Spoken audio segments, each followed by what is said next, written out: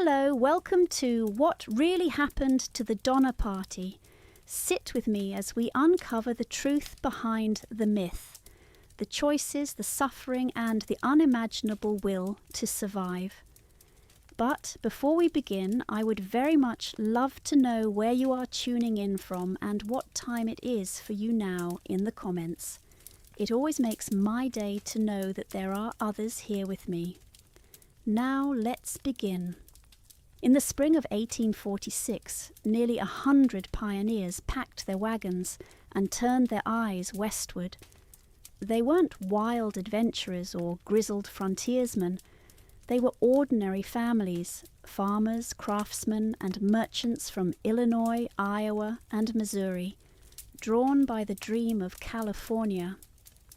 A land whispered about in taverns and newspapers where the soil was rich, the weather mild, and opportunity endless. Among them were the Donner brothers, George and Jacob, experienced farmers in their 60s who had sold their land and gathered their families for the journey. Another prominent leader was James Fraser Reed, a proud and ambitious man who believed the West offered more than just land. For him, it was a chance to rise.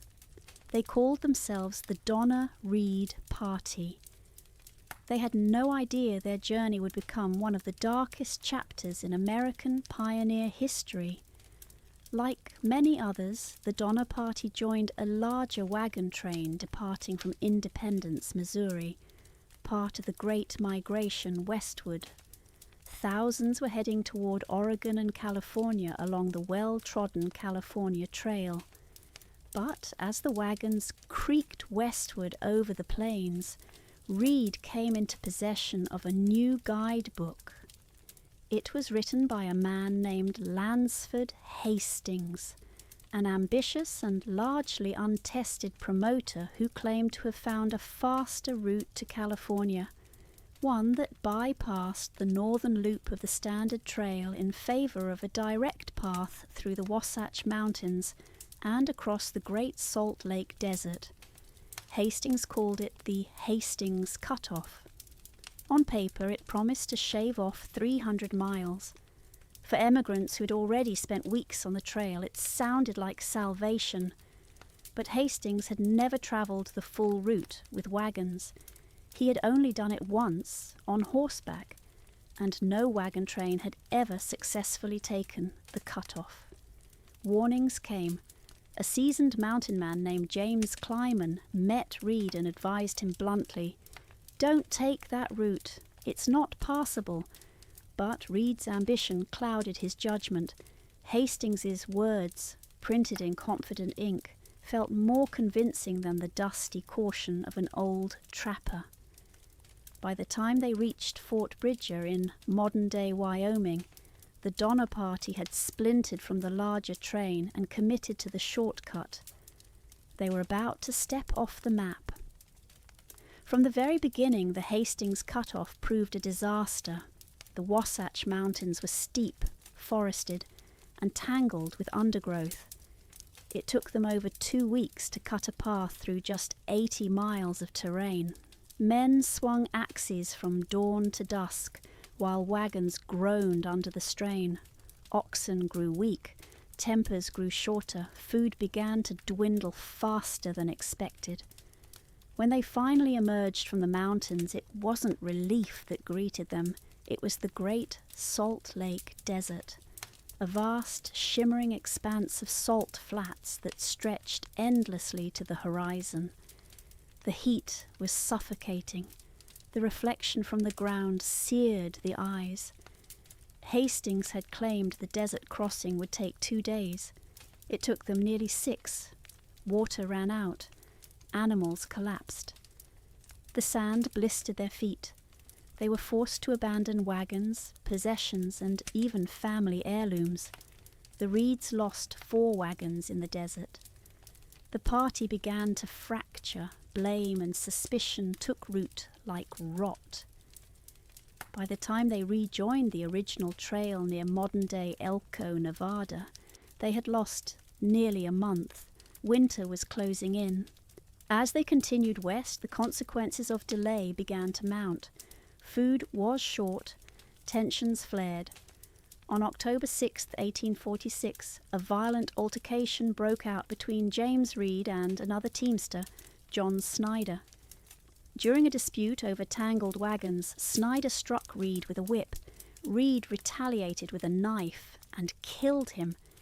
It was the moment that nearly destroyed them. The others held a crude trial on the prairie. Some demanded Reed be hanged.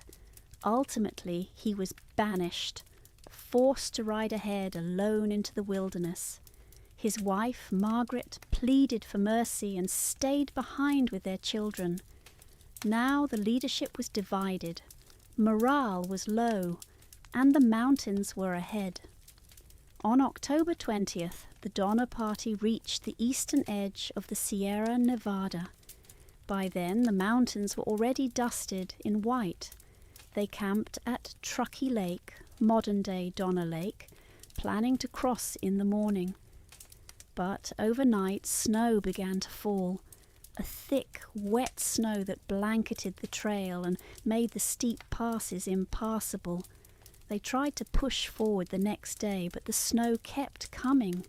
Oxen floundered, wagons sank, visibility vanished.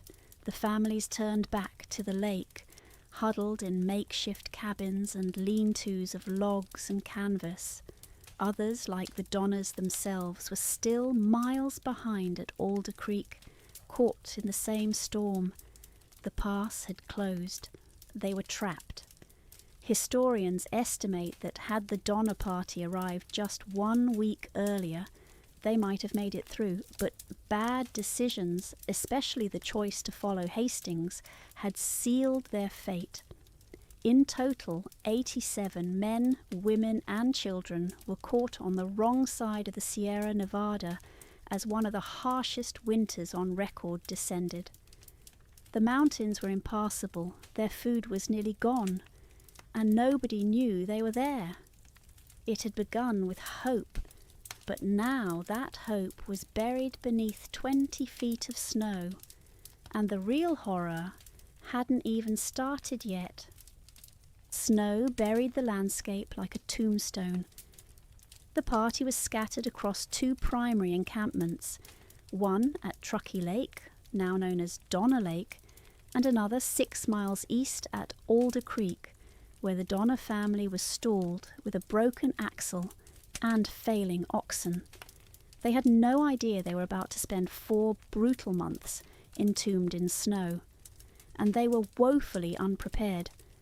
At Truckee Lake, 59 people, men, women and children, crowded into a few hastily built cabins.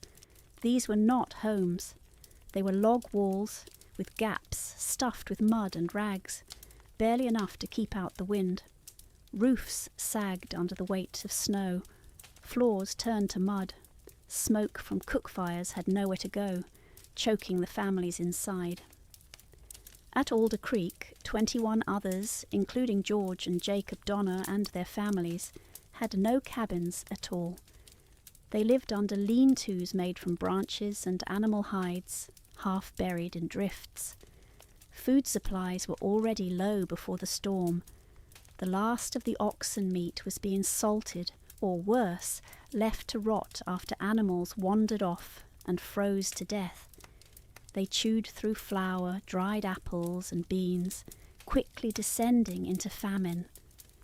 When the food ran out, they boiled the hides of their dead oxen. Day after day they scraped charred leather from bones and boiled it into gluey broth. They pulled bark from trees, dug for roots, ate mice, even chewed on old saddle straps. But nothing filled the gnawing emptiness. In those freezing cabins, survival wasn't just a test of the body. It was a siege on the mind. Children watched their parents wither into shadows of themselves. Mothers gave their last crumbs to infants who cried themselves hoarse.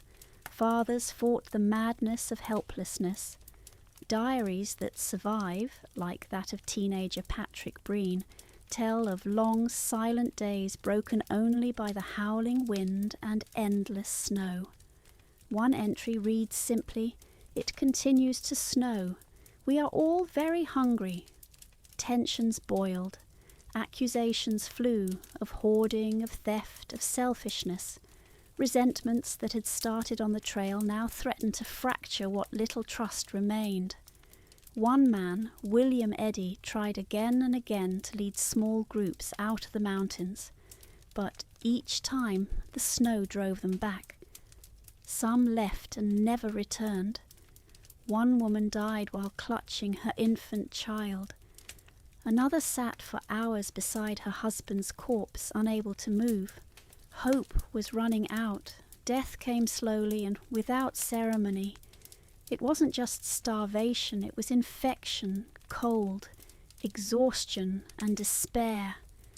The first to die were often the weakest, infants, the elderly, the already ill, but not always. Strong men began to waste away, unable to keep warm or find food. Muscles wasted, bones protruded, bodies refused to rise from bedding. Jacob Donner died in December, followed by his brother George weeks later. Their wives, Tamsin and Elizabeth, stayed with their children, refusing to leave their husbands even as the snow buried the tents around them. The bodies began to accumulate, and something unspeakable began to creep through the camp. We don't know who broke first. Some accounts suggest that the idea of eating the dead was whispered by the Graves family. Others say it began with the bodies at Alder Creek, where the Donners perished. But by mid-December, multiple survivors, including children, reported that flesh from the deceased was being preserved, cooked, shared. It wasn't a feast, it was agony. According to survivor Louis Keseberg, some people wept as they ate. Others refused for days, only to give in when their children lay dying. They made desperate calculations: who had already died, who was too far gone to be saved, and who might be next. Some crossed even more horrifying lines, according to the rumours that would later surface. Though evidence is inconclusive, accusations of murder for meat haunted certain survivors, especially Keseberg, for the rest of their lives. For most, cannibalism was a last resort, but it was no longer unthinkable, and still no rescue came. The mountains remained impassable. Letters sent ahead months earlier had not yet reached Sacramento. In California, few people even knew the Donner Party was in trouble. Storm after storm battered the Sierra. In January, snow measured over 22 feet deep, and the families at Truckee Lake and Alder Creek had only each other. Children who once played along the trail now lay motionless under blankets. Parents wasted away beside them.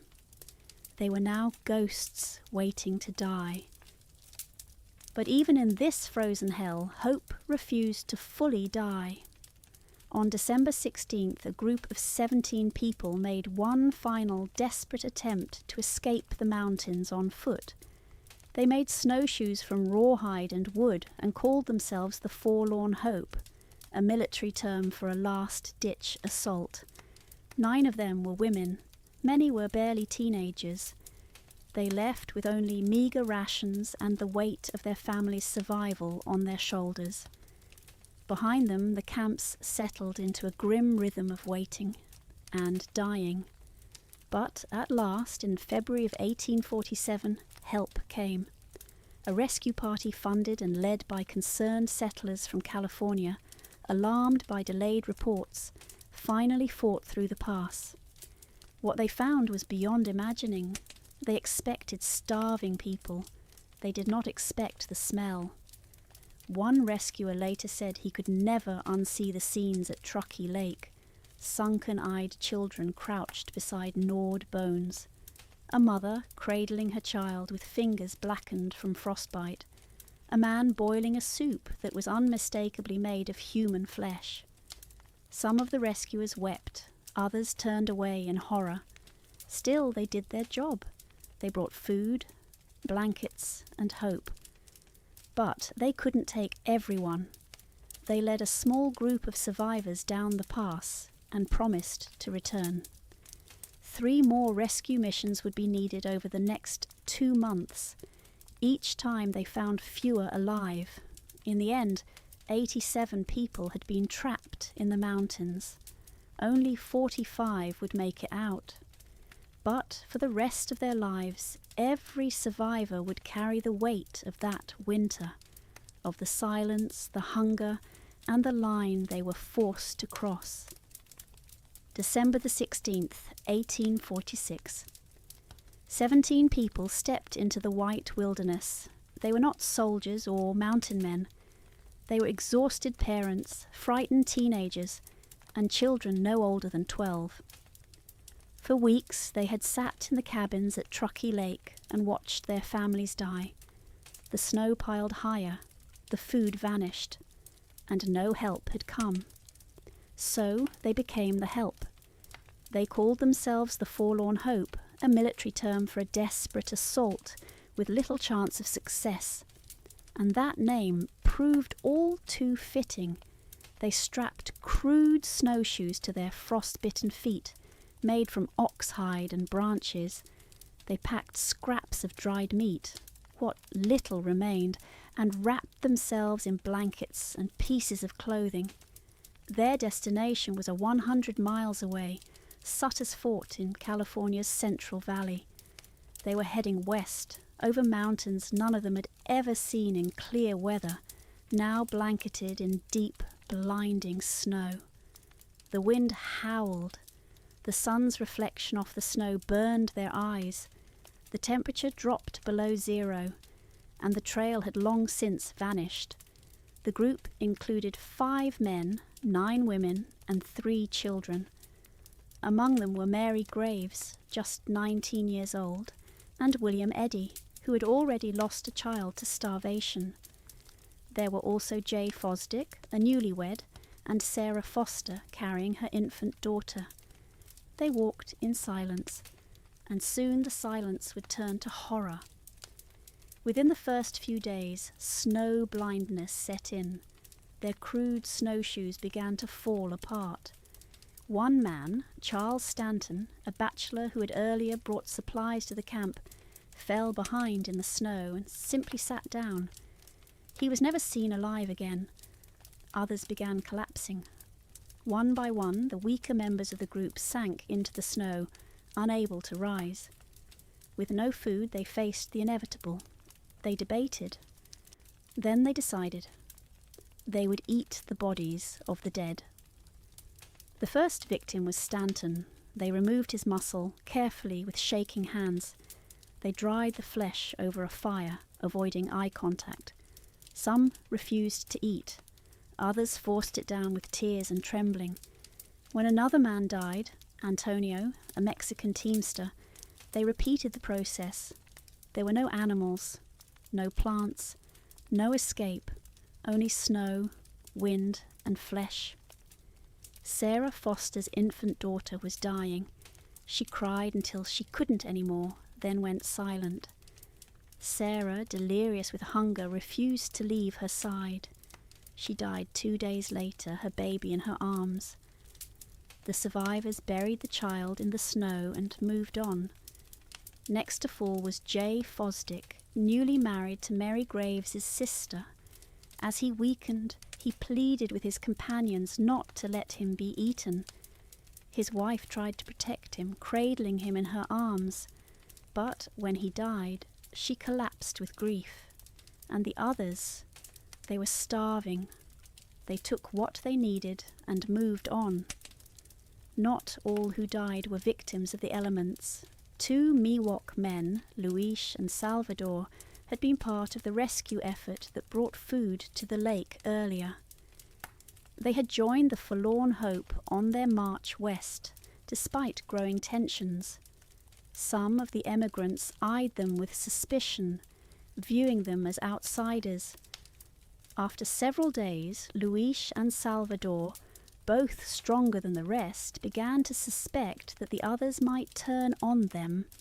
So they quietly left camp one night, hoping to reach help alone. They were found days later by William Foster. Foster, crazed with hunger and grief after losing his child, shot them both in the head. They had done nothing wrong. They were simply food. The group ate them. This act, murder for the sake of meat, would haunt survivors for decades. Some denied it, others never spoke of it again. Weeks passed, the group dwindled. Then, miraculously, they saw tracks in the snow, human tracks, not from their party, but fresh ones heading east. They had crossed paths with a group of Native Americans from the Maidu tribe. The Maidu, horrified at the starving survivors, gave them food, acorn meal and pine nuts, and pointed the way to help. This act of compassion saved the remaining 7 survivors. On January 17, 1847, after 33 days in the mountains, William Eddy stumbled into a ranch near Johnson's Ranch in California. He was sunburned, frostbitten, and half mad. But he had made it.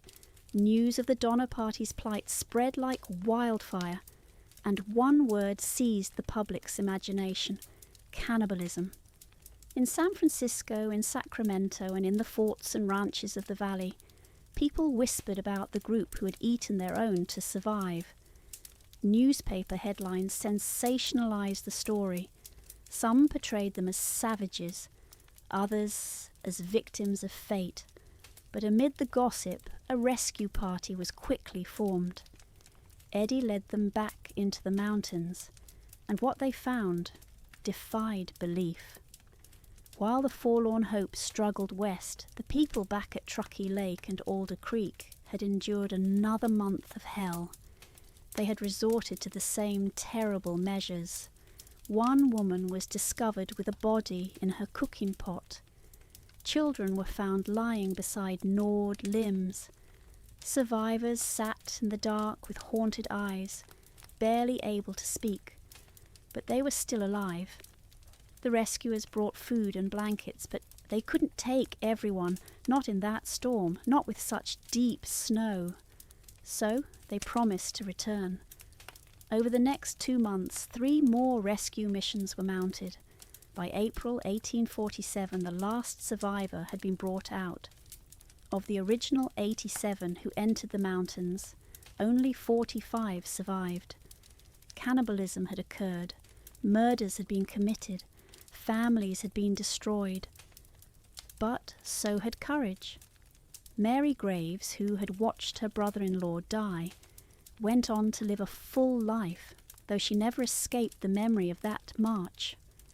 William Eddy, who had saved himself and others, spoke little of what he had done, but he never stopped searching for the child he had to leave behind. And Louis Keseberg, who would become the most vilified of the survivors, was accused, perhaps falsely, of murder and cannibalism beyond necessity. He spent the rest of his life as a pariah. The forlorn hope had done the unthinkable to survive, but they had also done the impossible.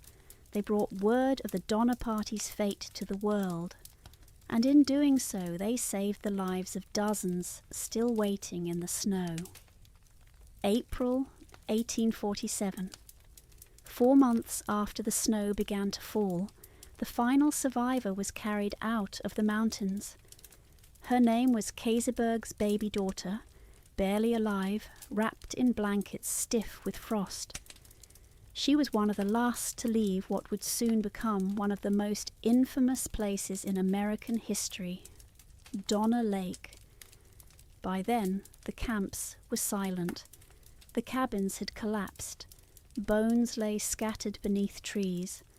The trail of wagons had long since vanished beneath the spring melt. But the story was only just beginning. News of the Donner Party's ordeal reached California like a clap of thunder. First came the headlines, "Cannibalism in the Sierras." Then came the scandal sheets and editorials, most of them teetering between fascination and revulsion. Survivors were called ghouls, savages, heroes, and monsters, all in the same breath. People demanded answers. Why had they taken the Hastings cut-off? Why had they left so late in the season? Why had some lived while others died? And above all, had they really eaten each other? The answers were messy, complicated, and too painful for many survivors to face, let alone explain. The 45 survivors were a patchwork of shattered families. Some had lost spouses, others children. Many had no home to return to. They were traumatized, malnourished, and exhausted. And worst of all, they were infamous. Virginia Reed, just 13 years old, had watched her mother carry the burden of 5 surviving children through the snow. Her father, James Reed, previously banished from the party, had been among those to return with the rescue teams. The Reeds eventually settled in San Jose, where Virginia would become a school teacher and later write about her experiences. Her motto became, "Never take no cut-offs and hurry along as fast as you can." Mary Graves, who had survived the forlorn hope and witnessed the deaths of her brother and brother-in-law, tried to rebuild her life, but she never fully recovered. In a letter she wrote, "I often dream of those days and wake with a start, bathed in tears." Tamsen Donna, one of the most tragic figures, had refused to abandon her dying husband George at Alder Creek. She sent her children ahead with a rescue party, none of whom could protect them from starvation. Tamsen stayed behind, faithful to the end. She was later found dead beside her husband's frozen body. No one knows for sure whether she died of hunger, exposure, or something worse. No survivor was more vilified than Louis Keseberg. When the final rescue party arrived, they found Keseberg alone at Truckee Lake, surrounded by bones, cooking a pot of stew. The stew, they said, contained human flesh. Keseberg didn't deny it, but he claimed he had only eaten the already dead. Still, rumours spread that he had murdered Tamsen Donna for food, that he had hoarded supplies, that he had been too eager to consume the dead. One rescuer later claimed, "Of all I have seen and heard, nothing paralleled the horror of Keseberg's camp." Keseberg sued his accusers for defamation and won a single $1. But the court of public opinion never cleared his name. He spent the rest of his life in poverty, haunted by his reputation. He was called the Cannibal of California. Children ran from him in the streets. In his later years, Keseberg reportedly wept while holding a photograph of the Donner children he had failed to protect. Many survivors were reluctant to speak of what had happened. When they did, stories conflicted, dates blurred, names were forgotten, events softened or denied. Some insisted that cannibalism never occurred. Others admitted to it, but only under extreme necessity. But the trauma was written on their faces. Many suffered nightmares for decades. Some refused to eat meat, others avoided the mountains for the rest of their lives. And yet they carried on. Some remarried, some homesteaded. Some became teachers, ranchers, and lawmakers. Their children, those who survived, would grow up in a state built on the very myth that had nearly killed them, manifest destiny. But they carried a secret their neighbours could never fully understand. They had walked through hell to reach paradise. In the decades that followed, Donner Lake became a site of grim pilgrimage. Treasure hunters scoured the camps for bones and relics. Journalists visited the cabins. A tree stump used to anchor the Breen's roof still stood, its bark scarred from axe marks. tourists posed beside it for photos, smiling nervously. Eventually, in 1918, a plaque was placed near the lake. It honoured the courage of the pioneers and avoided mentioning the cannibalism altogether. Later, in 1919, the state of California established Donner Memorial State Park, placing a 22-foot-tall statue of a pioneer family atop a stone pedestal. The height of the pedestal, it marked how high the snow had risen during that fateful winter. The story of the Donner Party became more than a tale of tragedy. It became an American parable, a cautionary tale about poor decisions, arrogance, and bad luck, but also a testament to endurance, sacrifice, and the terrible cost of survival. Historians continue to debate the details. Did Lansford Hastings deserve full blame? Was the cannibalism inevitable? Could rescue have come sooner? But those debates often miss the point, because the true horror of the Donner Party wasn't just what they did, it was what they endured, a perfect storm of human failure and natural cruelty. And yet they survived, some of them, not as heroes, not as villains, but as people. People who had faced hunger so deep it consumed their humanity. People who had trudged through snow with the bones of loved ones in their packs. People who looked west and kept walking. What really happened to the Donner Party? Everything you've heard is true, and yet it's not even the half of it. Because the real story isn't about cannibalism. It's about what people become when no one is coming to save them, and what they carry when they finally come home.